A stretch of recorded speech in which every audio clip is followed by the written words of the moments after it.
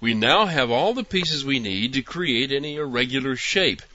The example in this lesson uses a GeneralPath object to append a collection of line segments into one very odd shape. I'm sure you already know how this is done, but here's the program.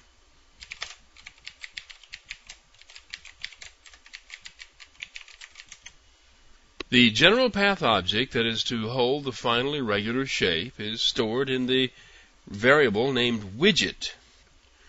All the constructor does is set the size of the window and call a method named makeWidget that creates the GeneralPath object.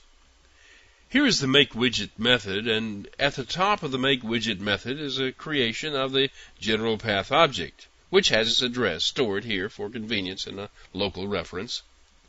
And here we start drawing the shape. The first segment of it is a straight line.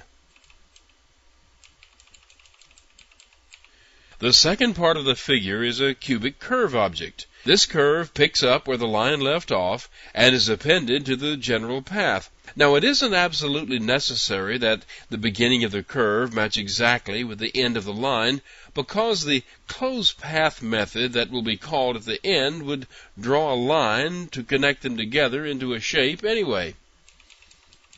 Another cubic curve is added. This one goes across the bottom of the shape. Don't try to figure out what the shape is. It's odd, and you're going to see it here in just a minute. And here's a new shape. This is an Arc2D object, and it's used to define an open arc. As we saw in an earlier lesson, there are several ways to draw connecting lines to make an arc or complete polygon, but in this case, we only want a line segment, so the arc is left open. To finish the figure, a call is made to closePath to complete the shape. Now, the segments drawn in this example were placed so each one started where the previous one left off, but they could have been drawn as separate segments, and they would have been joined by straight lines with this call to closePath. Finally, the new GeneralPath object is returned to its caller. All the paint method does is draw the figure to the screen. The final figure looks like this.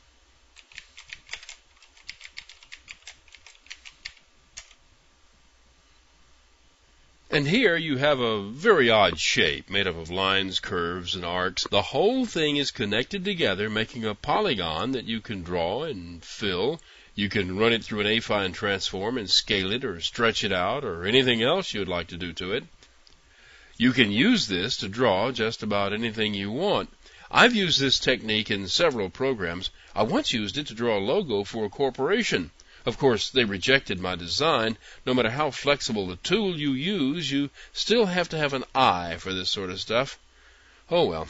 In the next lesson, I'm going to show you a completely different way to combine some shapes.